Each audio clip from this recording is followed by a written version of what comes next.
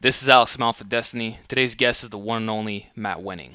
For the unaware, he's held world records in raw and equipped powerlifting, directed over 6,000 troops in strength conditioning and wellness for the U.S. Army, has over 10,000 hours of experience working with Division 1A athletes, including NFL players and Olympic competitors. He's also the strength and wellness coordinator for the Washington Township Fire Department, and finally, he earned a master's degree in sport biomechanics and bachelor in exercise science. Matt, it's a great honor. Welcome to the show. Yeah, not a problem.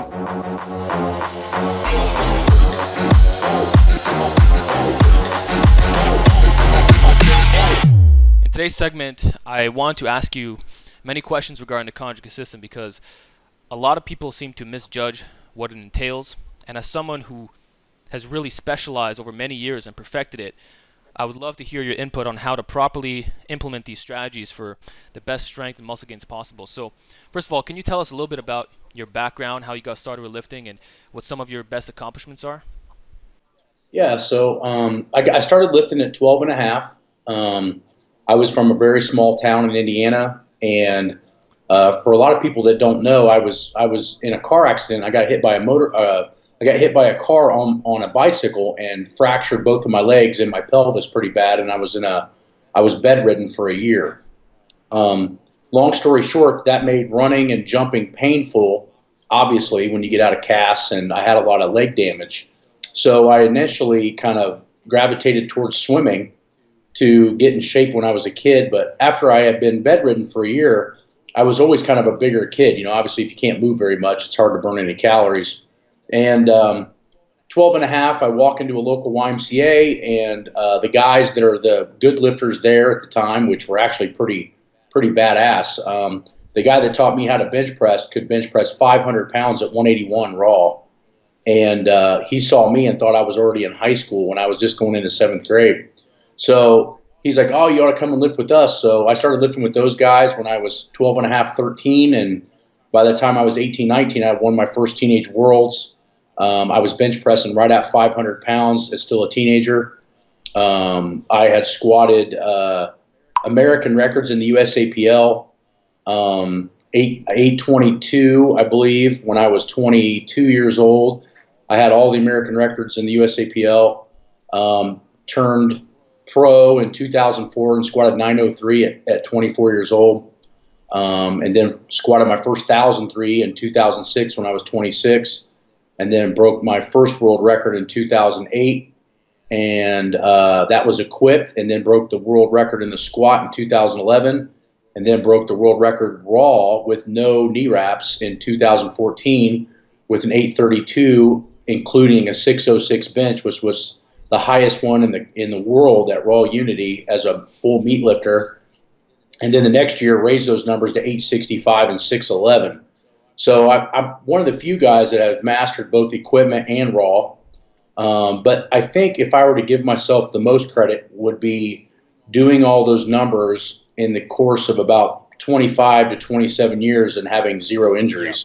Yeah. And that's exactly what I So want to ask you in today's interview, but keep going on. yeah, yeah. So a lot of a lot of the power, and I guess we'll get into it, but a lot of the power of conjugate system lies in the hands of the user. I think a lot of the reason that the conjugate system doesn't work well for people in a overviewed general understanding is that they don't understand themselves. They don't understand what they need. They don't understand their weaknesses. And a lot of people still to this day think that training, especially to get up to an above average strength level, is simple and very easy to do. And in reality, for most of it, it's very complex and very difficult. And I really pushed my own educational level to basically understand myself. But what I found is that the more I understood how to train myself, because I was a hard gainer, it took me from a 500-pound bench to a 600-pound bench nearly 10 years, that I had to learn every little trick in the book because I wasn't as genetically gifted as some of the guys I competed against, and some of the guys I even trained with. But I found out that the more I learned about myself, the better I could train myself and others. I started realizing that things came down to individual weaknesses, individual biomechanics, individual needs, depending on, stress levels and nutrition levels, and most importantly, sleep levels. All those things are huge components to getting good no matter what system you use. But the conjugate system, I think the reason people struggle with it is because you have to be very true to yourself and know what you need at what time you need it.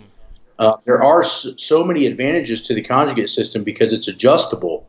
But the problem is that because it has so much adjustment, it can lead to very high amounts of error. I see. Well, it's highly individualized, and because you're managing volume and intensity throughout the yearly cycle, it's like you have to be very meticulous with your exercise selection, and like you said, understand your body and what your weaknesses are. And I agree in the sense that many people incorrectly use it, and then they start saying that it doesn't work for raw lifters. But I think that your experience has shown otherwise. And what I want to ask you is why the conjugate system as opposed to classic linear periodization or blocks? And have you ever experimented with those methods instead? And what are the differences Well, long term? yeah, I think what you have to understand is that the block system and linear periodization can and will work, but the huge double-edged sword to that situation is that I believe that the conjugate system's real power lies in its ability to get someone very, very strong with a reduction in mileage. Right. So you can get really strong doing linear periodization and block work if you, what I want to consider to be a dumbass with your training. But you may have a very short career. You're going to have a high burnout rate, and you're probably going to get a lot of wear and tear, injuries, and overuse issues because the pressure points are exactly the same week in and week out. So really, there's a lot of ways to get better. I think what we are missing the point on, all of us, is how do we get better without increasing the mileage on our body? So for instance, when I went and got my hips looked at, I usually get an x-ray on my joints, and if I'm having issues with something, which is very rare, I'll get MRIs just because I have access to that equipment and I can get stuff done fairly cheap. The last doctor that looked at my left hip when I was having issues with it, I couldn't figure out what it was, could not believe the amount of squatting and lifting that I had done in my life, and said that my hips looked like they were 18 years old.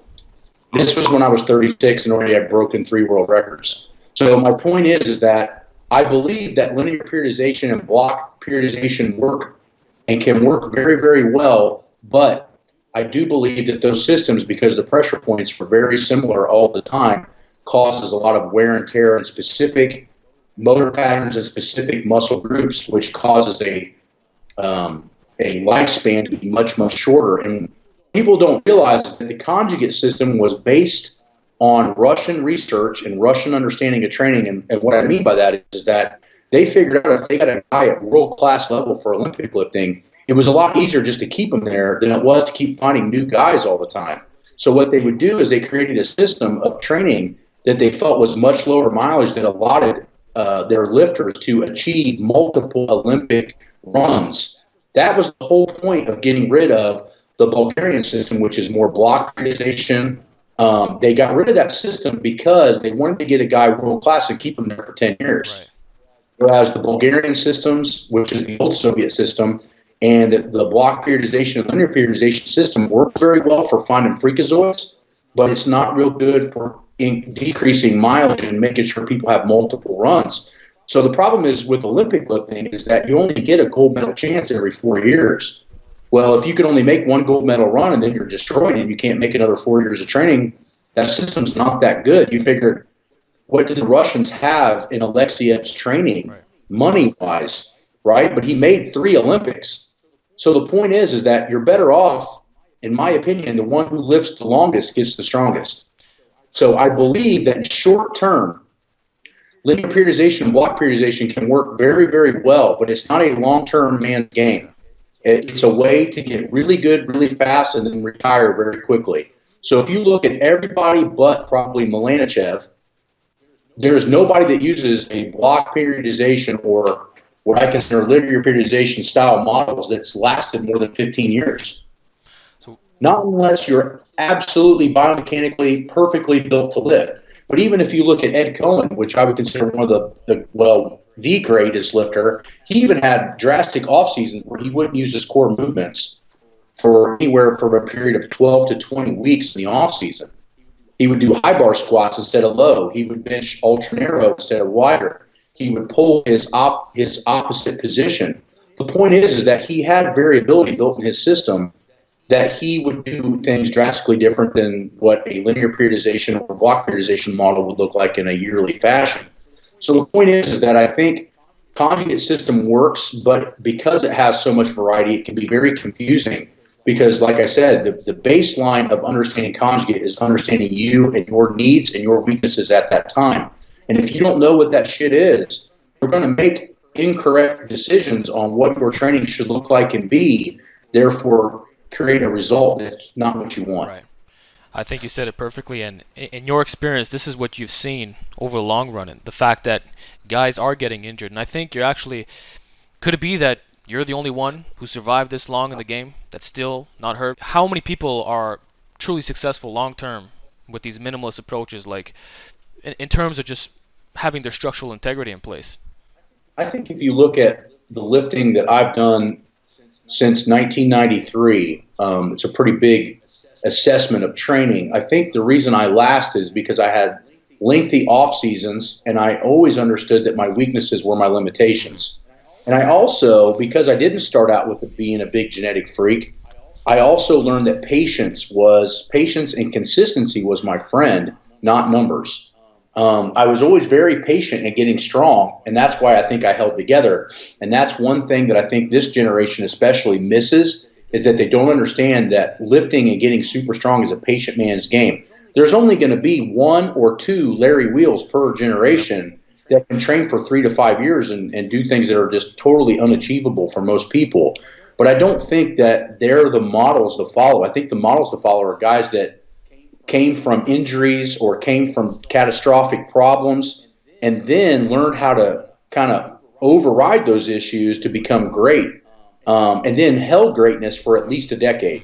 So what I say is that if you're going to look at somebody's training model to follow or emulate, there's a couple of big key variables that I think need to be at least addressed. One, did they last and stay on top for at least 10 to 12 years? Because a guy that's good for 6 months doesn't mean he knows shit.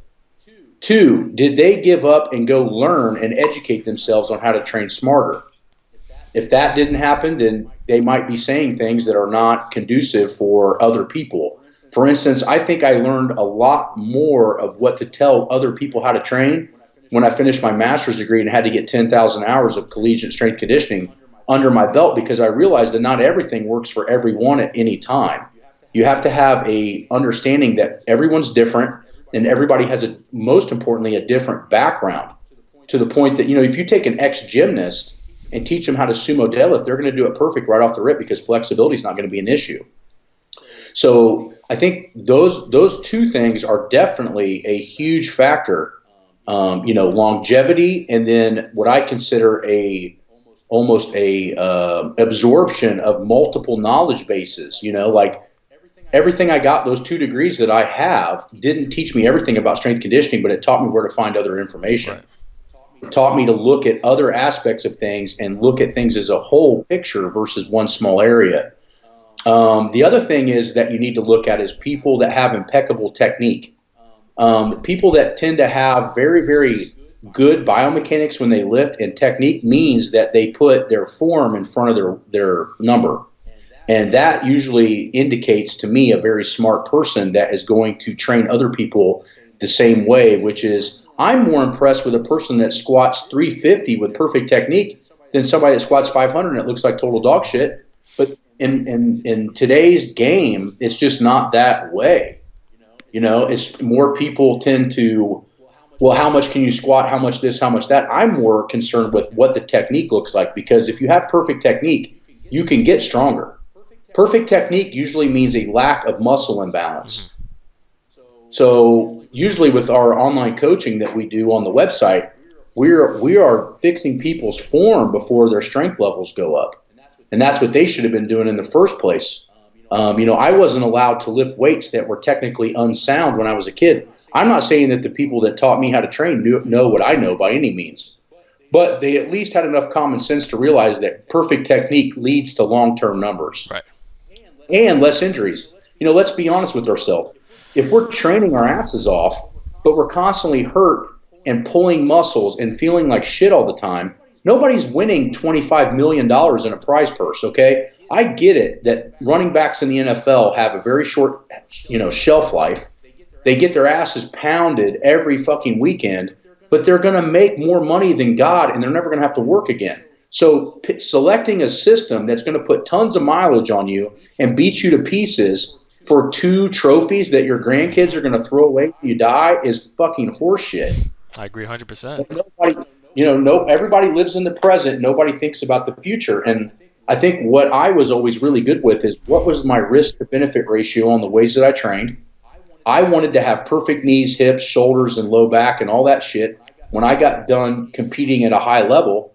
And I was not willing to trade my health for numbers. And having that mentality of long-term health process and understanding perfect biomechanics and realizing I'm 6'1", so my squat technique has to be damn near perfect because I'm not 5'8". I'm not Eric Lillibridge, right? I had to be able to do things and beat them with perfect technique and long-term persistence versus some kind of hot program that's going to make me super strong in 5 weeks, Yeah.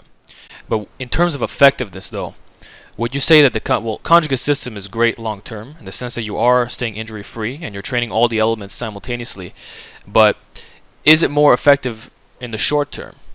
Like, in your experience of seeing people using both systems, what have the distinctions been in terms of strength development? Like, some guys say that it's not ideal, that you want to go for peaking phases, and that if you're doing max effort work year-round, obviously you can't specialize in the main lift because you're using variations. So what are your thoughts on specificity and the max and the conjugate system? Is it really necessary to constantly train those main lifts at a high frequency and just manage your percentages, or is doing variations that are naturally harder going to be more beneficial in the long run, strength development wise, not just staying injury free? Well, I mean, it comes back down to it. Yeah, the easiest way to a short-term goal is specificity. So if you want to be a great squatter with a straight bar and you don't care about how you're going to walk or move when you're 40, straight bar squat all the time. But the point is I think that conjugate system short-term in the right hands is still just as, if not more powerful, but you have to have a very detailed coach around you because obviously if it's at the beginning stages of your training, let's be fair. I mean, most people, if they don't have at least 5 to 8 years under their belt, don't know anything. I don't care how much you read or how much you think you know. I didn't know shit until I was 33. And I had been training, that's 20 years. Wow. So I started to really get everything dialed in and locked in when I was about 28 to 30. I'd already broke a world record. So I think the point is that in the right hands, conjugate's still more powerful, even short term, than block, periodization, and all that noise because of the fact it addresses weak points. But then again, if you don't know what your weak points are or you don't have a lot of proper equipment available to you, it's going to limit your abilities to even utilize a conjugate system. It's just like anything else. The human body is a biomechanical and biological anomaly. We don't know everything. We hardly have ever scratched the surface of even things in the medical field. I mean, if you come to think about it, we don't know how to cure cancer, right? We don't really know a lot of things on the body and the cellular biome and all this shit is still the best man's guess. I mean, we have a lot of data on these things. So my point is that how do you take the most complex biological system on Earth and you're going to tell me you're going to use a simple system to get it stronger? Like, that doesn't make any sense. You're not going to go to a fucking construction site with basic math skills and tell me you can build a house. Just because you can measure on a 12-inch yardstick doesn't mean that you know how to lay tile and put together a whole house. And I think the problem is that everybody wants a simple answer to a complex question. And the answer is that no. I think linear periodization, and because of what I know about biology and endocrinology and biomechanics, that the simpler the program, I realize the more ineffective it can be because it's not taking into account all of these different variables. Right. So there is a time and a place for specificity. And you still have to squat with a straight bar. So I will give you some tips, and a lot of this is in my manual, but if you need to see how it's laid out. But I'll give you an example that when I squatted the world record raw, 832, in 2014, I squatted with a straight bar and straight weight 3 times in 15 weeks. And I felt like that straight bar was a part of me when I took it out. Like, I didn't have any weird feelings towards it. I didn't say, oh, this feels awkward, or oh, my technique's off because I haven't been practicing with a straight bar. I squatted a straight bar 3 times in 15 weeks because the bars I selected in between those 3 weeks were bringing about my weak points. I wasn't just mixing and matching to mix and match. I was using the straight bar as an assessment tool. Once that assessment tool has told me the knowledge that I need, i.e. my upper back's rounding, my knees aren't pushing out, whatever the case may be, the next 2 exercises try to bring that out worse. So I have to learn to fix it. So it's a constant dial process. So when I was squatting, I was having my training partners not only film me from the side, but film me from the front. And I was constantly analyzing my squatting. And then I would use the straight bar and straight weight as an assessment tool to figure out what I needed in between those weeks so that I could make the proper selection of bar to bring about my weaknesses and hopefully fix them 1 or 2% per every 2 to 3 weeks. So what I did is I used a Ed Cohen linear progression with the straight bar. So this is just off the top of my head, but 15 weeks out, I did 700 for 5, just to figure out where I was at and what my body was doing right and wrong with the straight bar. Then 3-4 weeks in between that, at week 11 or 10, I did 785 for 3. And then 3 to 4 weeks in between that, I did 800 or 810 for a double. And then 2 weeks deload and went to a meet, squatted 832, and it was easy. The point is that I did do a linear periodization drop model with the straight bar straight weight so I could slowly accumulate to it or accommodate to it and tell my body, hey, look, this is what I want out of you, and this is the type of event you're going to do. So there is some specificity to conjugate system. Now, how much of that specificity you need is very dependent upon, 1, how athletic you are, and 2, what your background is. So my background was I came from a YMCA where all we had was a straight bar. So I had 5 to 8 years of straight bar work under my belt before I even touched weird shit. So I never felt uneasy with a straight bar. So what I figured out with my beginner lifters, so this is getting to your question, what I figured out with my beginner lifters, beginner firemen that do the fire police games, meets and stuff where they don't have a whole lot of lifting experience, but they want to get stronger, what I found to do was to give them a straight bar every other week. Okay. If I gave them a straight bar every other week, linear periodization in a 15-week cycle, they became second nature with that bar. So here's my point. If you're highly advanced, you need a straight bar every 3 to 5 weeks. And if you're a beginner, you need it every other week. Okay. Makes sense? So there is some specificity involved, but it doesn't necessarily mean you use max effort work on those days traditionally as it would be completely said. What you do is you're teaching and assessing your body to tell it what it needs to do, and then in between giving it new equations to figure out more complex scenarios. Right. But on the topic of straight bars and all that, is it necessary to utilize these various forms of equipment, or could a simpler approach be employed where, say, you're just changing the heights of a box, for example, on a squat, or you're going from a touch and go to a pause squat, or maybe to a pin squat, or you go from a close grip bench to wide grip bench with a pause, or stuff like that? Could minute changes be done for long-term success, or does it have to be where you're using specialty bars and more complex variations? Because I've seen on your YouTube channel, you show a lot of unique movements. Like I know the crazy bell exercises. You do that with extensions, and you do your own little twist on various movements, including the positioning of the dumbbell presses. You might do neutral grip. You might go a little bit more flared. So what are your thoughts on changing the variations, not through specialty bars, but through other means? It wouldn't be my first choice. Okay. And for not the reason that it won't make you stronger. It will. For the reason of mileage. Okay. So it depends on what your goal is. If you don't care how bad the training is going to beat your ass when you get older, you could train more specific. But in my opinion, I think that the variation in bars allows such a drastic change in pressure points that it creates a different style of squat, a different style of deadlift, a different style of bench pressing, whereas the small variations in classical lifts will help. But the problem is that will follow a conjugate style thought process, but I'm not so sure it's going to decrease the mileage that you're going to place upon your body. Okay. So the safety bar is going to make it more of a back movement, right? The camber bar is going to make it more of a core movement, right? The box squat's going to make it a little bit more hip dominant if it's wider. The bands and chains are going to make it a little bit more elastic tension and or accommodative resistance, which is going to change the pressure points on the body. Those pressure points, I think the reason that bands and chains work well is not because of the science behind them, it's because it's a different environment. Okay. So different environments placed upon the body are going to elicit a greater change, i.e., if you read Zatsiorsky's definition of law of accommodation, you're going to realize that just a straight bar and straight weight is only going to get you so far. Now, keep this in mind that I reached a 500-pound bench press without understanding any of that. But I don't think I would have ever reached a 600-plus pound bench press with all those different variations for two reasons. One, I wouldn't have had enough variation in my training for my muscles to keep growing. And two, I probably would have been injured much quicker. So at 19 and 20, when I was benching 500 using classical lifts, my shoulders were more destroyed than they were at 35 when I benched 611. And that's why I believe what I say is that I think that the variation in drastic means, i.e. having different bars, is going to be better for reducing mileage, but not necessarily for increasing performance. Understood.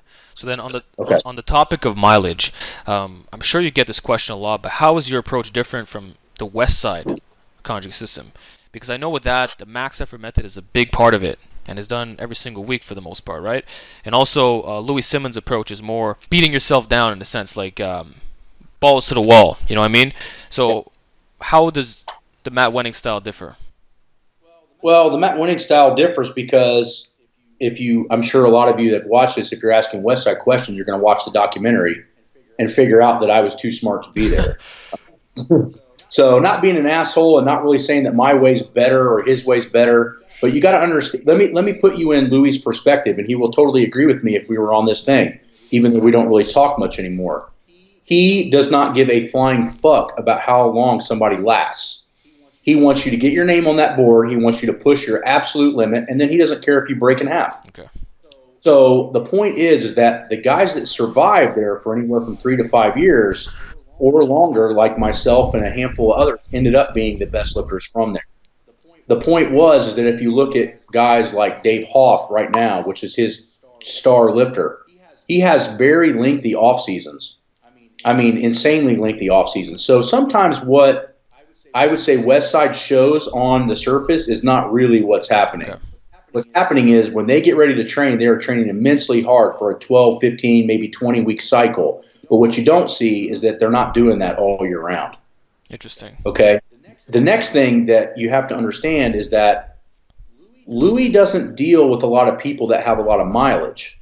So if you look at the way he rotates his athletes, i.e. kicks them out or injures them to the point they can't move, what he does is he takes a fresh guy that he can max pretty hard all the time if they're non-veteran, just to see if they have the grittiness to be able to kind of be a part of that gym. So the point is that, you know, that gym has created a lot of records, but the guys that broke the most records tend to do their own thing while they were there. They were the designers of the training protocol. If you really want to dive in deep, I mean, really, George Halbert and Chuck Vogelpool were the magic of the gym. They were the ones that created the squat cycles. They were the ones that created the bench press cycles. They were the ones that figured out the chains and bands. And they were the ones that figured out the rotation of understanding of training different methodologies and modes.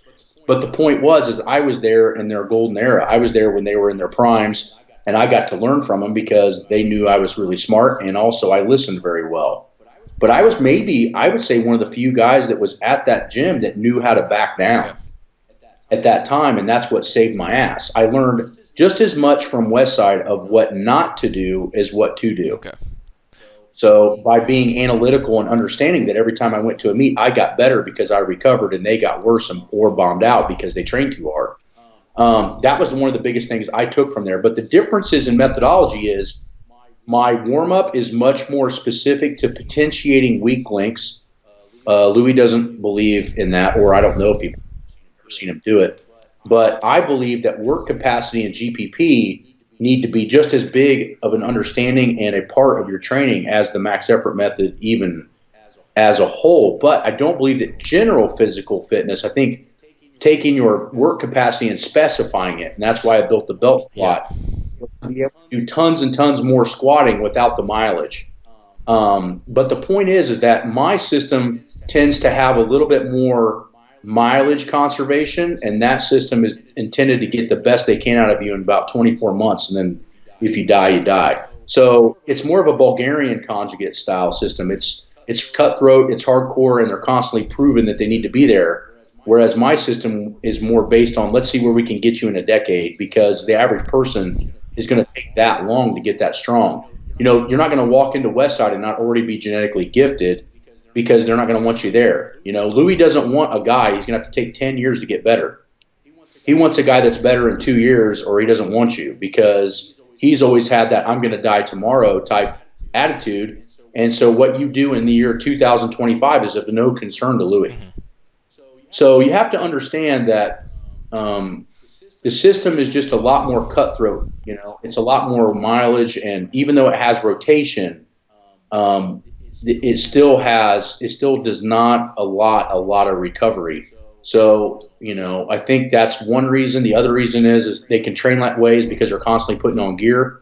You never see a lot of guys at Westside hitting max effort work without at least briefs and knee wraps on. Okay. Right? They're not just using a belt most of the times. They're using gear that's going to protect the hips and joints and muscle breakdown. I think that the time that I was there from 2007, so you're 8 years, we trained absolutely raw lower body maybe 6 times. Mm-hmm. 6 times in 8 years. So that's a lot of the reason, too, that a lot of that stuff can be done. You also got to remember, too, in the upper body that they're going to max raw half the time, but the other half the time they're going to use assisted equipment. It's going to keep the soreness and the central nervous system fatigue down, and using bench shirts and things of that nature. I mean, you still get just as tired, but it's not near the muscle work. So, now that the name of the game is raw, I think that the training just has had to evolve. If you're talking conjugate system, it had to evolve into something a little bit smarter and a little bit more long-term, because what you're going to try to grow is more muscle tissue instead of just putting on a tighter bench shirt. Okay. So that's kind of the bigger differences. I mean, and to be honest with you, I haven't lifted there since 2008, so I don't really know what they're doing right now. And they really haven't had a lot of solid lifters since that point. They've had a handful here and there. So it's hard to say because, like I said, there's not really been anybody there long term that has constantly gotten better and better and better like we all did. Okay. So very difficult to understand and utilize. And I think the system would probably look a lot different, in my personal opinion. Their system would look a lot different if Louis was still in his prime, or closer to his prime, let's say 45 or 50, instead of now. He's getting up into his mid-70s, so I'm sure he's not as sharp as he used to be. So he's probably taking what he can get, and, like all of us, falls into pitfalls where we stop learning as much. And, Louis got a lot of information and understanding of how to train by watching some of the best lifters come through his gym. Well, now he doesn't have that anymore. So, the hard part is, if you don't have a lot of guys to experiment with and throw ideas off of, because everybody's beginners or, whatever, it's very, very hard to understand, So I think that my system has been evolved more from beginners and intermediates, just because that's who I see the most of in fire departments and military. So I've seen how to adapt it to beginners. That's why I have such a strong idea that I think conjugate works very well for beginners. But it's only as powerful as the hand that wields the book, So I think Louis' system is a little bit more hardcore, if you want to say that. I think it has a little bit more of a cutthroat mentality, but you got to understand, he doesn't care where you're at in 10 years. He wants you strong in 2. So you have to be careful with using the system that has a short-term methodology. Okay. So then, getting back to that, do you use the max effort method in your training? And if not, what's the alternative? Yes, I do, but I have some very distinctive laws that I think work very well for raw, beginners, and intermediate, and that is always go to a 9, never go to a 10. Okay. So when you're maxing, I go up to 90%. So what I had learned that Louis was not gracious or lucky enough to talk to me was I got to have direct conversation with not only Vladimir Zatsoursky, so Verkhoshansky before he died. And what I found was that those guys always talked that if you went to 90% in a max effort lift, you got the same results as going to 100. Wow. So my point is, when you see people failing all the time, like if you watch me do stuff, I hardly ever fail. And the reason I don't do that is because I learned from the guys that created the systems that failing doesn't make you stronger. Going to absolute failure on max effort work doesn't make you stronger. And how I first learned that was not from a Russian, it was from Larry Pacifico, keeping in mind beat Louis Simmons' ass his entire prime career. Larry Pacifico won 10 world titles unmatched. So if you want to put two of the top lifters that were the best in the world for the longest, you'd have to go Ed Cohen and Larry Pacifico. Okay, so Larry Pacifico was unbeaten from 78 to 88 or something in that range. So think about that. In 10 years, nobody touched him. Okay, and he was the first person that ever told me that. He goes, I know you guys max out where you're from all the time, talking about Louis' place. He goes, I'm going to tell you right now, my career lasted the longest because I always went to a 9 and never a 10. So that was like a big like aha moment in my head when I talked to him in my mid-20s and he's telling me to leave a little bit in the tank every time you go to max. But I think that people are so short-term thought process that they think, no, I got to give it all today because I don't know if I'll be promised tomorrow or whatever, and that's kind of Louis' mentality. That was kind of Chuck's mentality. But the thing of it is, you have to be very careful thinking that way because it induces a lot of injuries without a lot of benefit. Okay. And would you use this method year-round, every single week? And if so, how often do you rotate the main variations? Because from what I understand, the classic Westside system, you're rotating every single week, yeah, as an advanced lifter. Also, the accessories too. That you don't rotate those as frequently as the main lifts, right? It depends on the vastness of your equipment and your gym. But in my philosophy and my understanding, your core lift needs to be rotated weekly, whether you're beginner, intermediate, or advanced. Yep. But how specific that rotation is whether you're intermediate, beginner, or advanced. So like what you were asking about, small variations when you're a beginner, like just small foot placement things, boxes or pauses. Those tend to be more usable as a beginner intermediate, and as you get stronger, your variation needs to climb. So you got to remember when the Russians, now you got to remember too that the Olympic lifts are only 2 lifts, right? Snatch and clean. Okay? When they first designed the conjugate system, there was only 6 to 8 variations. When the Soviet system fell apart, there were 75 variations and 2 lifts. So that's how vast their variations were, just for the clean and jerk and the snatch. So the point is that we have 3 lifts that are vastly different, right? A back squat, a deadlift, and a bench press. So my variations are usually around 25 per lift. So I have 25 different variations per lift. And depending on where I'm at in my cycle is depending on how vast those variations are. Now, for most people listening to this that may not be powerlifters and athletes, your vastness of your training actually creates more transfer. So if you're not trying to be a perfectionist in the back squat in a powerlifting meet, you want to be good on the field, say in football or hockey, you want to have more variations than that because your main goal is not to be stronger in the gym, is to be stronger on the field. What I have found with my pro athletes that I've trained is that the guys that you can put any bar with any type of resistance on and still do very well with those movements tend to have much more transfer to the field than guys that are only good with a straight bar, right? Because they're different variations and variabilities don't matter to them. They're just strong. And that's the difference, I think, with the system, why it's so good for tactical and athletics is because they're not trying to make them powerlifters. Yep. You're trying to make them just cock diesel fucking strong. You're trying to get them to where they don't break down no matter what the environment is. That's when the system becomes insanely powerful, is that you're just making them stronger no matter what. Right? Yeah, I think that's an amazing point, and what you said is so true in the sense that a lot of people are very focused on the powerlifting carryover, but not the general strength aspect, in the sense that you could be better in all types of athletics. And someone like yourself who's worked with a variety of different athletes, I think you see that very clearly. And also, how does GPP fit into that equation? That's kind of where the winning warm up started. Let me give you a little bit of a background on that. So I was a close to world record raw squatter my first competition raw. Now let me give you an example. When I squatted 1,200 pounds in gear, which was the lightest man to do it at that time in 2011, I had squatted raw 765 and 4 chain on each side to a slightly below parallel box with nothing on but a belt.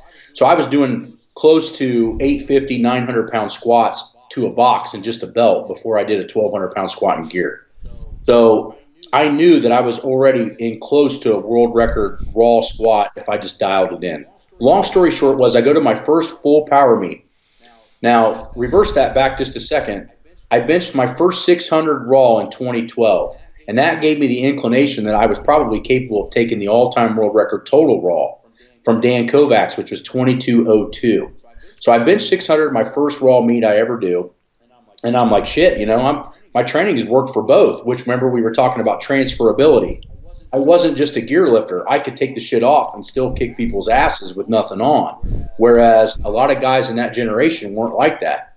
So I go to my first raw competition full meet, and I'm thinking I have a 600-pound bench in reserve, right? Well, I squat close to 800, and now that 600-pound bench just turned into 572 because I didn't have the capacity after squatting that raw to bench press 600 a couple hours later. I was smoked. So instead of being a dumbass like most of us are and going, well, I wasn't strong enough, I had this light bulb go off in my head that I wasn't fit enough. So I started to increase the winning warm-ups and design them just for upper body at first. So I started doing 35-pound dumbbells for 4 sets of 25. Now, where I got that 4 sets of 25 was actually anybody's guess. I don't know how in the fuck I came up with that, other than the fact I knew that if I could do it 25 times, it couldn't be that heavy. So I knew it had to be GPP, right? And I'll get to a story to that later. But so I started with just going, okay, everything I'm doing, I'm going to do for 25. That way, in my thought pattern, it's not close enough to max. And it's not close enough to the reps of max or speed, so it didn't really affect it that much, right? So I started slowly building up these winning warm-ups, creating 2 weak points, lats, triceps, and then doing the classical movement, which was the bench press, 4 sets of 25 of dumbbells. Well, just like everybody else, the first 6 to 10 weeks, it didn't help anything. It actually made it worse because I was fucking out of shape. But once my conditioning came up, the next 8 months later, I go to another meet and fucking destroy 606 after squatting 832. So my squat went up 40 more pounds, and then my bench was there again. But there plus 6 more pounds. That's when I knew that it was a fitness problem. It wasn't. Wow. It wasn't a max effort problem. And that's where I think my system advanced past Westside's. Was I was so in tune with what I needed that I figured out that it was completely different than anything I'd ever done before. So the next cycle, I added into legs, and I started doing 4 sets of 25 belt squats, hamstring curls, and low back. So I figured that my hamstrings, low back were the issue. So those were the 2 potentiation motor patterns. And then I belt squatted so I could get more squatting in without putting more mileage on my back. Fast forward to another 11 months or so, I go to another meet, raise the world record to 865.5 in sleeves, and then bench 611. So now I have one of the highest subtotals in history at under 300 pounds. I only weighed in like 292. So I was getting leaner, I was getting thicker. I looked 10 pounds heavier even though I was 15 pounds lighter. So that's what I figured out is that it was a GPP issue. But I didn't have to add really more time to my lifting because my warm-ups were only taking 12 to 14 minutes. So the point is that GPP should fit in means of a winning warm-up by meaning that you're getting 300 reps of 3 exercises done in 12 to 14 minutes before you even start the core lift. But remember what I said, that 6 to 12 weeks, it didn't creep out its ugly head and show me any progress for almost 3 months. And then all of a sudden, my lifts just went boom through the roof again. And I didn't change anything other than increasing the warm-ups and doing those warm-ups in that fashion. So what I like about how I warm up specifically is that it potentiates weak muscle groups. It increases GPP specifically in the lifts. And by doing so, of those 2 things, it increases technique and form capability. Yeah. So GPP is one of those things that I think is a rest period issue. So what I'm saying is that a lot of people that intend to do powerlifting tend to have way too long a rest periods, and they could be building GPP in their workouts if they were in shape enough to cut their rest periods down. But most of them are too fucking fat and too out of shape. So when they add in those accessories and warm-ups with little to no rest, they get squashed because they don't understand that they're not fit enough to train that way. So, beyond the Wenning warm-ups, do you incorporate other forms of GPP, say on the off days or mini home workouts? Like I know, for example, you do the 300 band pushdowns, right? That's one of your protocols at the end of benching. Uh-huh. How frequent is that? And do you calibrate it differently depending on the lifter's experience? Like if you're a beginner, it might be 100 pushdowns, intermediate 200, and like what do you do besides the Wenning warm-ups for additional fitness gains? Well, so what I want to make sure that everybody understands is that I did not add many workouts until I broke world Okay. records. Okay, so the problem is that most people, especially non-drug assisted, are not going to be able to withstand many workouts because they can't withstand real workouts anyway. So adding more is not going to make you better unless you're ready for it. Now, when I started to add mini workouts in, you also have to keep in mind that I was sleeping 11 to 13 hours a day. Wow. So if your work schedule or family life is not going to allot you massive amounts of sleep, your budget's not going to allow you massive amounts of high quality calories, you're completely missing the boat trying to add in mini workouts. So my point is that if you want it, we'll talk about mini workouts, but my point is that if your sleep and nutrition are not dialed, mini workouts are a complete fucking waste of time. So what you have to understand is that, are you recovering from what you're doing anyway? If the answer is yes, then let's talk about mini workouts. Everybody thinks the magic is in the gym. Let me tell you something. And Stan Efferding and Thor and Brian Shaw and all those other guys can tell you the same thing. The magic is what's happening to recover outside of the gym. Okay, so we'll get into mini workouts. Now, I'll give you some rules for mini workouts that's going to help you. One, it should always feel like a bodybuilder's pump, never a CNS fatigue. Two, it should never last more than 10 to 12 minutes. Three, you shouldn't have any rest periods built into that, so it only lasts 10 to 12 minutes. So if you want to use GPP workouts, keep them under 10 minutes. Make sure they feel like a bodybuilder's pump, and make sure your heart rate doesn't get above 120 to 135 BPM. So, but let's not start there, because everybody wants to ask about mini workouts and they bench press 150 kilos, right? Make sure you're recovering, and make sure that your nutrition and your sleep are on point before you add in more. Because look at it in this perspective. You cannot plant fucking flower in the desert. You got to have the optimal amount of water. Now, there's a reverse side to that too. You can't plant a little flower in 15 gallons of water, which is training. So if your muscles haven't even rooted yet into the soil, how in the fuck are you going to pour more water on it? Right? So I think everybody wants to think that more work is going to make you better. What about just quality work and getting more sleep and more nutrition in? Maybe that'll get you stronger. Good point. Right? But those are the three major things on mini workouts and increasing GPP. Keep it short, keep it smooth, and remember that consistency and time that you do it by, meaning if you do something small twice a week, right? Let's say 300 pushdowns with a mini band, right? Which is nothing. If you did that 3 times a week for a whole fucking year and never missed, how strong are your arms going to be? Probably pretty strong. But what about the guy that overdoes it and then has to cut all the mini workouts out, has to start cutting his workouts back because he's overtrained, and now he's got elbow tendonitis. And then he messages me, hey, why do my elbows hurt? I use these mini workouts all the time. And then once I dive into them and look at it, I'm realizing that he's massively overtraining, and he's pouring 15 gallons of water on a flower seed. Right. So remember that there's a lot more to it than just those mini workouts. Make sure that the workouts you're already doing are giving you quality gains first. Okay. Now, that was a great response, by the way, but I wanted to ask you a question about volume training, because the way that I'm interpreting your training methods, you're getting a lot stronger, but also focusing on the hypertrophy aspect of things, in the sense that you're using a variety of special exercises and you're constantly raising your work capacity. And obviously the Wenning warm-ups are beneficial in that regard.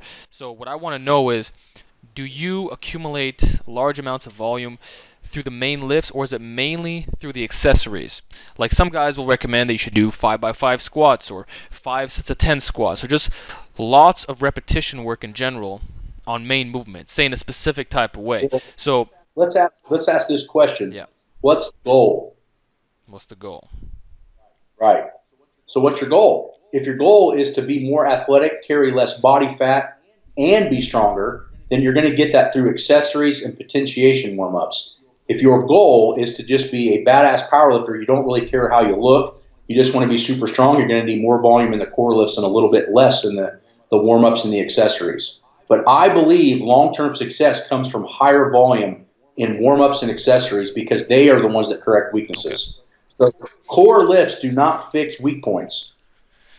Core lifts are an assessment to see not only how strong you are, where those weak points lie. So you use the core lift to figure those things out, and then you attack and isolate the weakest links, right? Think of it like a race car. Okay, let's look at a car. Everybody likes fast cars.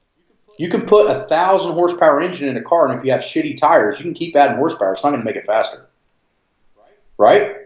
Same thing with the transmission. You can keep adding horsepower, but if you keep grenading transmissions, did the car get any faster?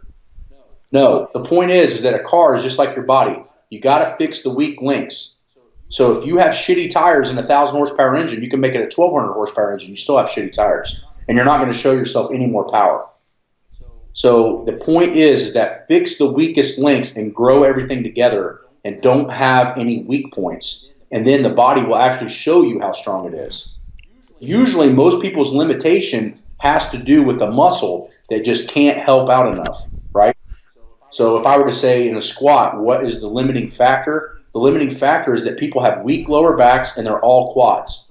So when they squat, they go into a technique that looks like that and they can't use their glutes or their hamstrings to help. Now, let's take that guy over the next 24 months and fix his glutes and his hamstrings. Now he squats like he has those other muscles, and by pure fucking magic, the lifts just get stronger because his mechanics are better and he's able to use more muscles to lift more weights.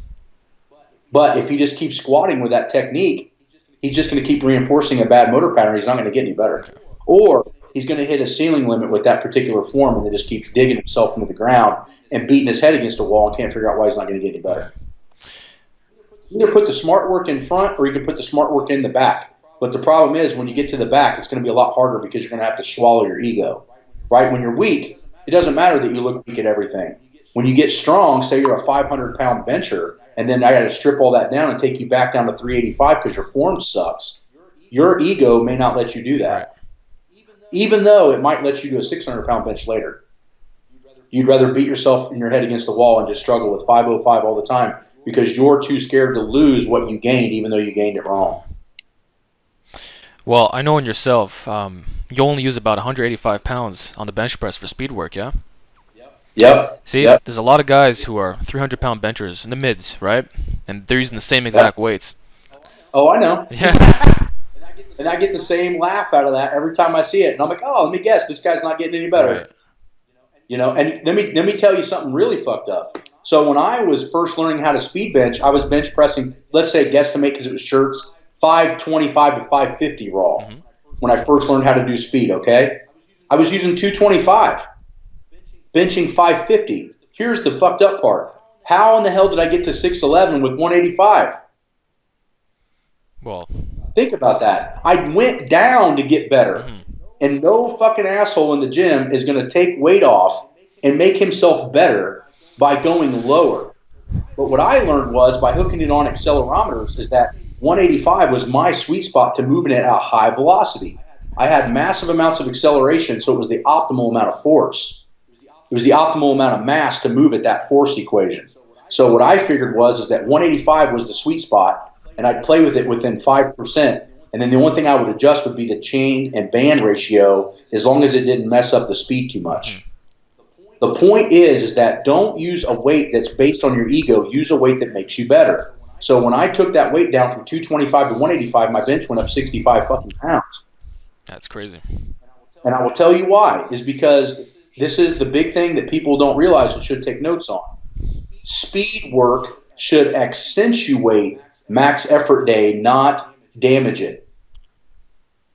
So your speed work can only be heavy enough from what you can recover from 72 hours later and then max. So what I found was the 225, even though I could do it quick, affected 72 hours later my max day. And when I took it down to 185, it actually accentuated it. Mm-hmm. That is when you know you're in the sweet spot. I can move 225 just as fast to make it speed work, but it doesn't make max work better. Make sense? So then on the topic of speed work, the classic recommendation is to do 50, 55, 60 with a 25% band tension. I'm guessing you're a lot lower than that, maybe in the 35, 40, 45 range. Like, do you like when you're coaching people, do you base it off a specific percentage, or do you more so have to see them in person to understand what numbers they'll be using for speed work? To optimize, it has to be in person, right? But the reason I went down to 30 to 40 is because those 50 to 60 percentage bases were based off of shirts. So you got to remember that when Westside based those percentages off, they were basing it off of, on max day, they're going to put gear on. And what happens when you don't have gear? It's more muscle damage all the time. So when I stripped it down 10%, what I found was that I recovered from it way better. And it accentuated the max effort day. It's more hidden when you're putting a piece of fabric on that's going to lift some weight for you. And that's why they got confused on how much they should use and tell people the same reasons for equipped and raw, which is completely different. The shirt tension is going to help lift the weight. So if that's the case, then the problem is you're going to have something that's going to pad a particular understanding of how that speed work is going to work. And remember that their speed day was the only day they got a consistent amount of raw work. So if that's the only day I'm getting a ton of raw work in, I can make it a little heavier. But if all you do is raw, then doesn't it have to be different? That's how I figured it out. And I'm not talking about over the 6 months. I figured that out over 10 years.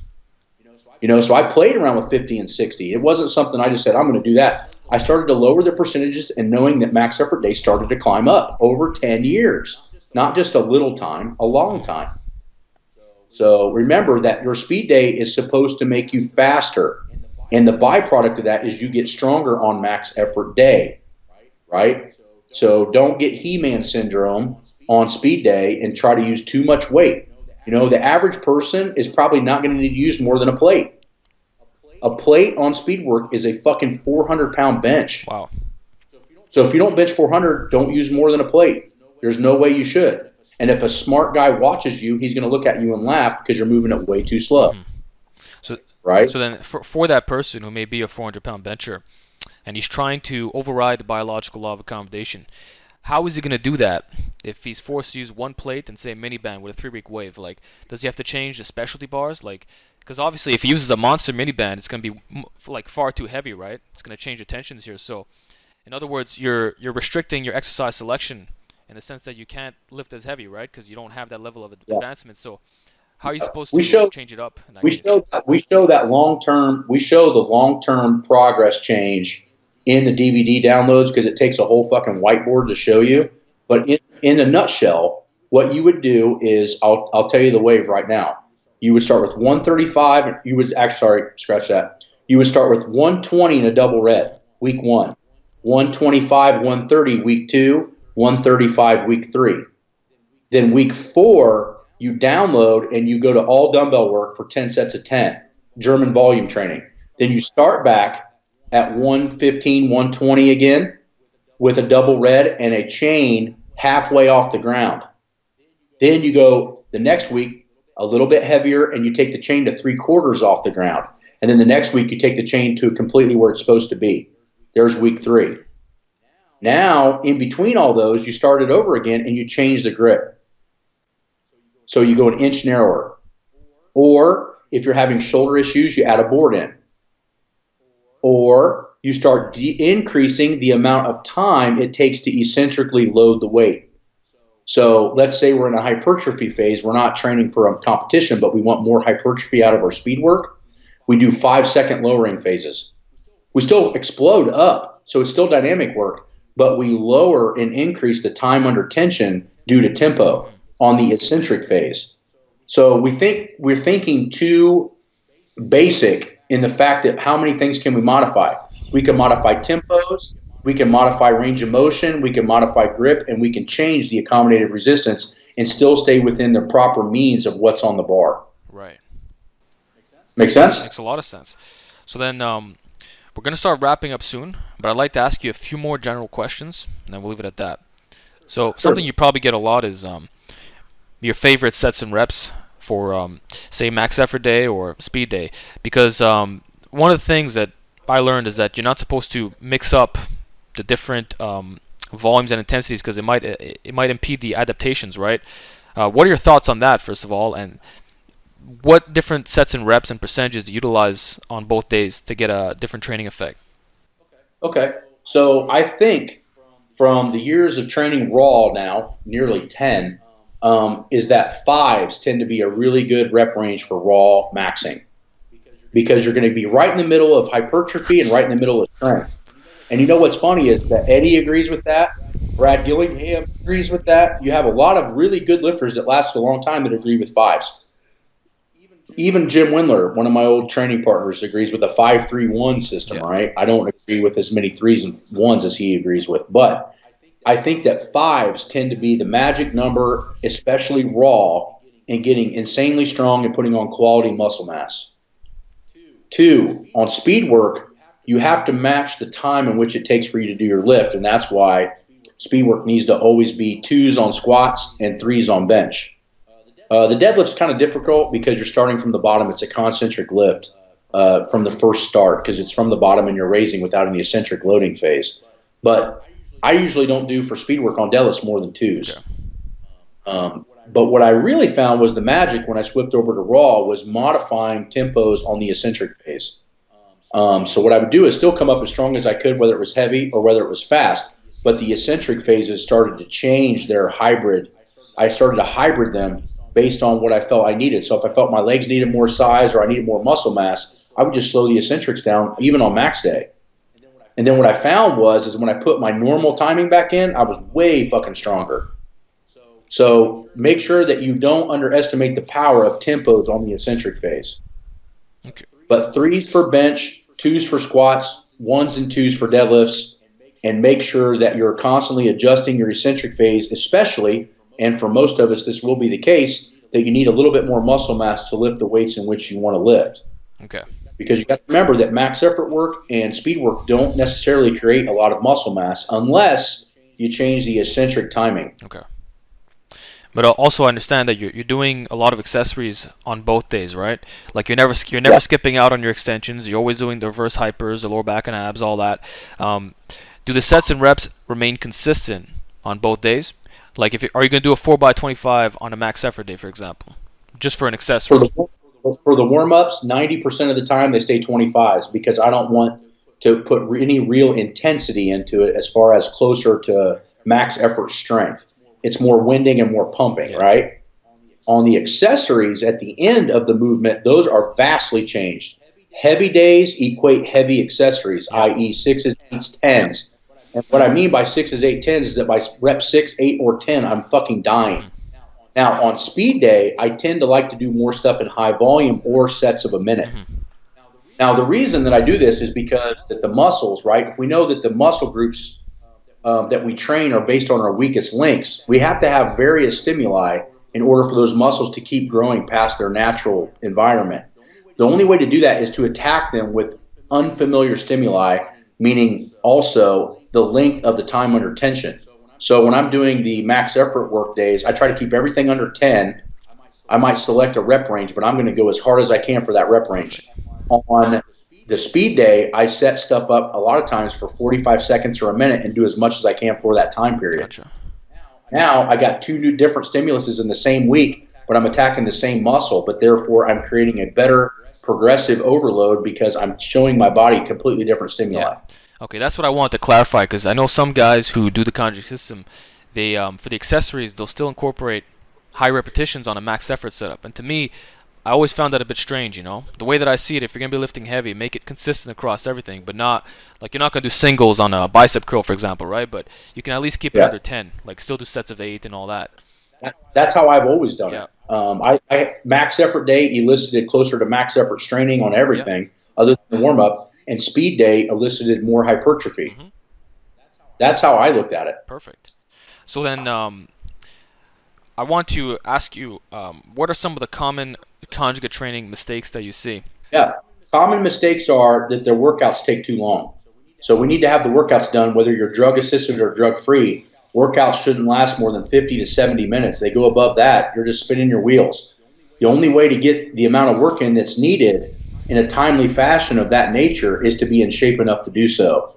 So I find that most people that train conjugate or powerlifting in general tend to have too long a rest periods because they're too out of shape. So that's one big problem. The next big problem is they don't know where their weaknesses are because they're not seeking professional help. Right. So they're not having a guy that has a trained eye look and see where their weaknesses are so that they make sure they're not training the wrong muscles. The third big thing that I see that's wrong with conjugate system training is that everybody that wants to train conjugate is not willing to invest in the proper equipment. They say, well, I want to train like you do, but I don't have a bell squat. I don't have a reverse hyper. I don't have a glute ham raise. Well, you don't have conjugate. You have to have enough variability in order for the system to actually give as much as it possibly can to you in the allotted amount of time. So, and I think that's no matter what particular style of training you're finding, do not underestimate the value of what you put into your gym as far as quality equipment. That's another big mistake I see people make. I mean, don't get it twisted. It took me 8 or 9 years to have everything I needed to be the best. I couldn't just go out and buy it all at once, but it doesn't mean that I just completely ousted a system because I didn't have the money at first to do so, right? I mean, everybody. I mean, there's a lot of people that are smart enough to go to college, but they don't end up figuring out the way to have the money to go to school. The other big thing I think you see is people tend to go to drugs too fast. Okay. I'm not gonna say that I didn't, but let me give you an example of when I started. I could squat 832, I could bench 562, and I could deadlift 744 before I took any drugs. That's insane. And my natural testosterone level was 310, which is low as fuck. For a 24 or 5-year-old, the next thing is I think you should not be even considering drugs no matter how long you've trained unless you're 24 to 25 years old. The Eastern Germans had tons of research on that. You have to realize that drugs, no matter how you take them, are only going to give you 10% more of what you got. So if you're going to take a bunch of D-ball and testosterone and you bench 300, you're going to bench 330, 350. Wow. But if you're already benching 500, you're going to bench 550, 600. So it might be worth it at that point. I'm not saying, everybody's values on that things are very different. And I'm super, super respectful for people that like to say drug shit when anybody takes. But the point is don't be confused and thinking that because you bench 250, that if you take drugs, you're going to do 500. It's not going to work that way. So make sure that it's a timeline that you're willing to work through and understand that the drugs are only going to give you a portion of what is going to make you super good. And I think that people that tend to want to go to conjugate tend to have that biker hardcore mentality, die young, live hard, so that they start taking way too much shit and figure out that didn't make me world class either. World class is always going to come from something natural. It's only assisted with drugs. Ben Johnson could have still been one of the top 5 runners ever to live without drugs. He just might have never won an Olympics. But to take the drugs away, he still would have been a badass. And that's the thing is, be a badass first before you decide that's what you want to do. Don't shortchange yourself and think that the drugs are going to make you that, because they won't. Right. And plus, a lot of people don't actually understand their bodies yet, and they have very little understanding of training in general. So they get on these drugs, and a lot of them just get injured, and they're nowhere near. Like, a lot of them could have done much more as a natural, straight up, and a lot of them wouldn't even need to get on that stuff in the first place. Especially when you consider the fact that they're not even competitive athletes, they're not making money from this. So it's like, what's the point of getting on that so soon? Like, why are you just throwing in the towel? I have this conversation with people all the time, and it's one of those things where a lot of the guys that I've known in the past that's taken drugs have never even been to a doctor and had anything measured. No, they don't even know what their levels are. They don't even, and I think that is an ultimate sign of impatience and not being real players of the game, by meaning that, if you're going to go to that level, then earn the damn right to go to that level. Train your ass off for 10 years, put the work in.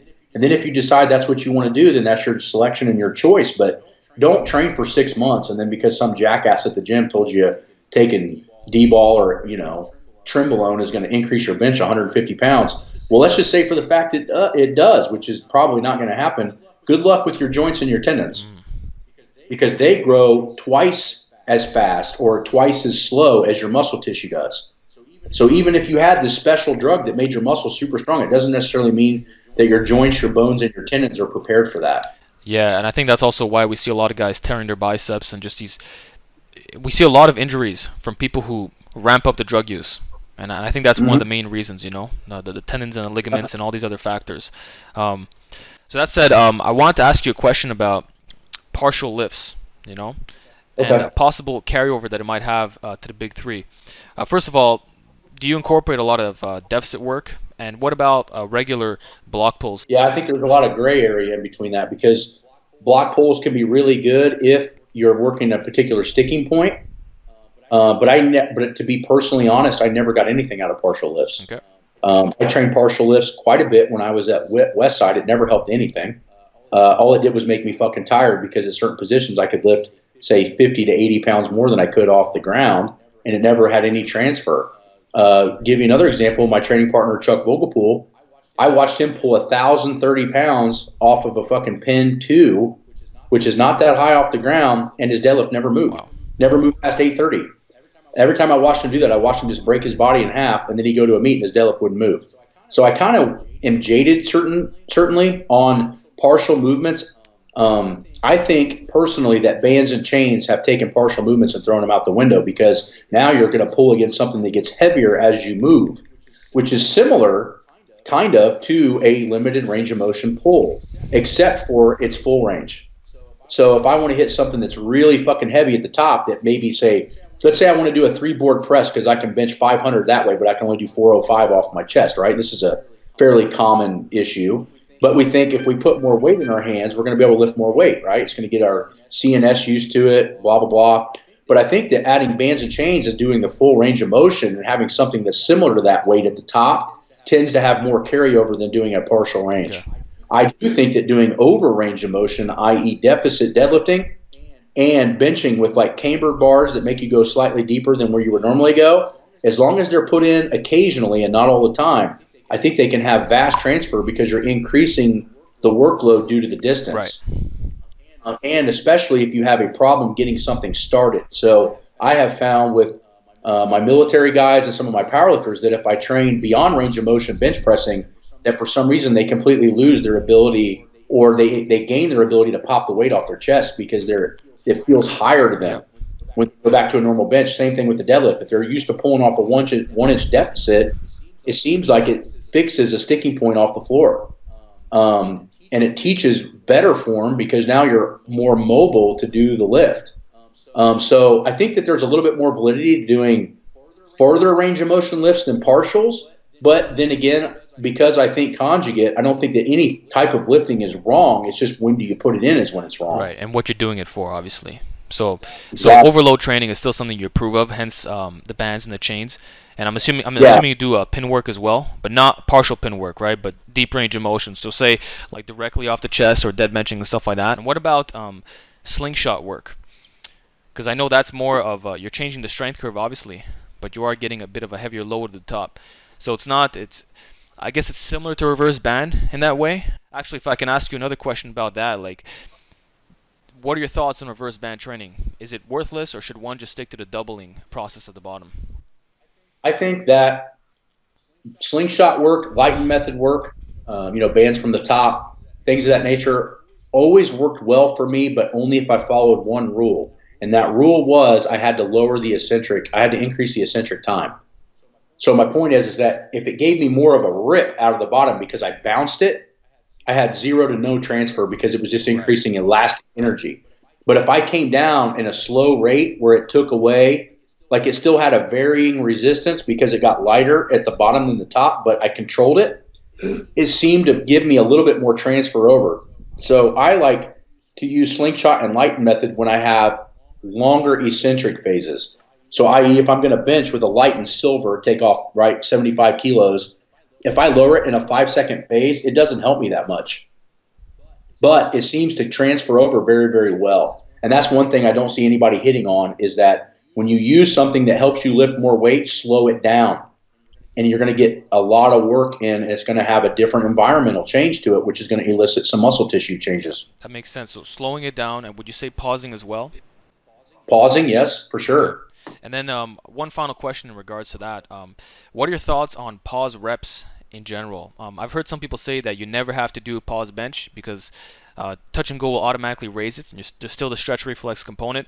Whereas others say that it's a very skill-based type of exercise, right? And that you should definitely pause 100% of the time. Touch and go is worthless. So, what's your opinion on people who say use both methods, or one who say you should only do one over the other? That automatically negates thought pattern that we have when conjugate training, because Yeah. everything makes everything stronger. It's just, what do you need at what time? If you're a great pauser and you suck at touch and go, I bet you if your touch and go gets better, your pause is going to get better, and vice versa.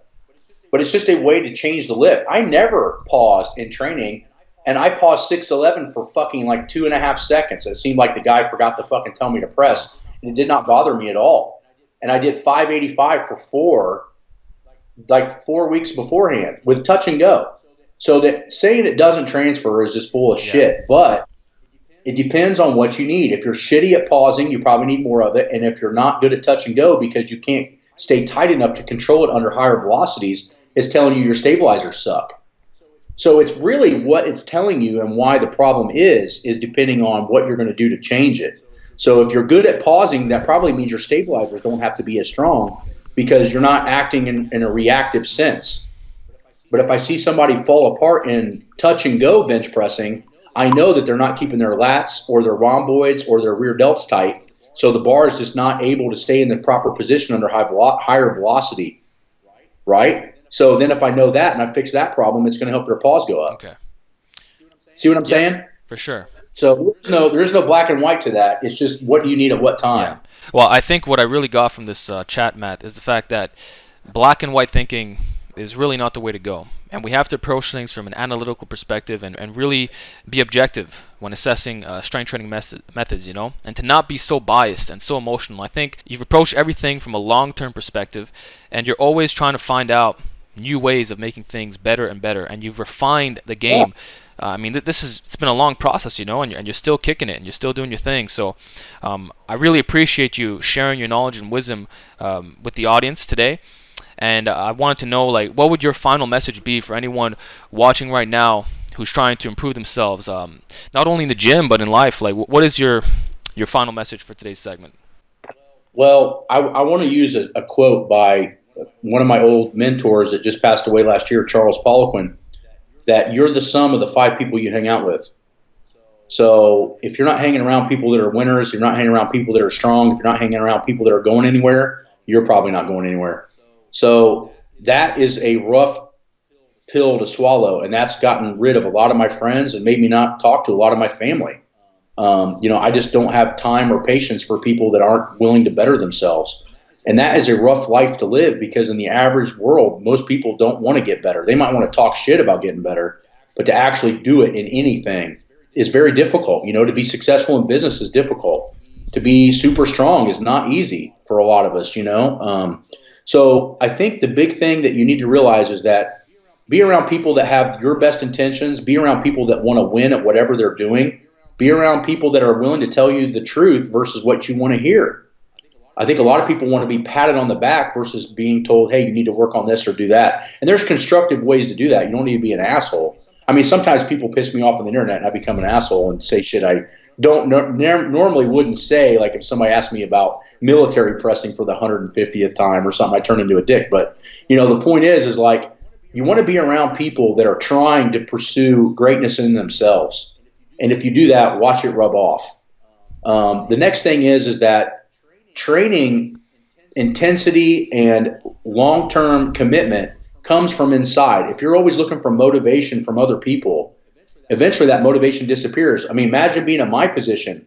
I was one of the strongest guys in the world after I left Westside, and I was training by my fucking self. I didn't have a team of dudes pushing me around, telling me what I needed to do or screaming at me to get another set or whatever. I had to have that internally to break more records. And I think that when that becomes an internal drive mindset, you can train anywhere and do anything in the world. Look at this from a strongman position. Zydrunas Zavickas trained in a basement with no music. And how many times was he on the top 3 in the podium in World's Strongest Man? Shit, I don't even know. More times than I know. But the point is that he found the internal drive to beat people or beat himself. The other thing that I think other people need to realize, which kind of goes into that, is train to be better, a better you. Whatever that is, whether it's you make more money or you get stronger or you get a better business, whatever that may be, you focus on making yourself better. Do not look at other people for motivation, i.e. don't look at some guy that's already squatting 500 pounds more than you. You just worry about getting 10 pounds better every cycle. And that was one thing that my old coaches when I was a kid were really good at. They wouldn't let me read a lot of Powerlifting USA. They wouldn't let me look at the records. They wouldn't let me see anything that I was doing. They said, look, don't worry about any of that. Don't worry about what this guy's lifting. You just get better than you got last time. And guess what? You get 20 or 30 pounds better a year at a lift and you start at, say, 300, and you do that for 10 years, you're benching 600. But if you're worried about benching 600 when you bench 300, you'll never get there, right? It's kind of like looking up a mountain that you just cannot climb. But if you just put your head down and take one foot in front of the other, you'll get where you want to be. Right. Okay. All right, Matt. Well, thank you so much for being here today. Yeah. I really appreciate it, and I think the viewers will really enjoy what you said here today, especially that last part, So if people want to know more about you or get some of your training programs, where can they do so? Yeah, so, our big thing right now is on the website, winningstrength.com. And then obviously if they want to see a lot of variations in workouts, as you obviously know, just go on my Instagram page, Real Matt Wenning, and you're going to see like 10 years of shit, that I put out, things that I do and tutorials. And we've just launched the Winning Strength YouTube channel. And we're going to have a Patreon side to that that's going to go really in depth to a lot of these questions that you just asked. It's going to be set up for anywhere from guys that are just lifters all the way to professional strength coaches are already becoming on that page. So right now we have the head strength coach for the Carolina Panthers and the head strength coach from the Eagles are already on my YouTube channel watching my shit and using it with their football teams. So if it's good enough for them, it's probably good enough for you. But we're going to dive into all kinds of topics on that, and I think it would be very informative for anybody at any level. So the YouTube channel, Winning Strength, winningstrength.com, and then my Instagram handle, Real Matt Wenning. All those things are going to give you plenty of knowledge, especially in the conjugate realm. Fantastic. I'll be sure to provide all those links in the description box. Cool. Thanks, man. So that's all we have for here today, guys. I hope you enjoyed this nice discussion with Matt Wenning. Be sure to check out the links, and we'll see you around.